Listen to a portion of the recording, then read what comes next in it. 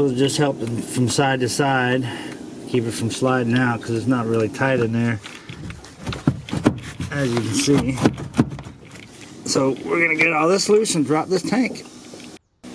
Okay, I got one loose. Funny thing, the top bolt is a 3/8 bolt, and the bottom nut is a 7/16. So I got a 7/16 ratchet and a 3/8 wrench to hold the nut, or hold the bolt while I unscrew the nut. So we got one half unhooked.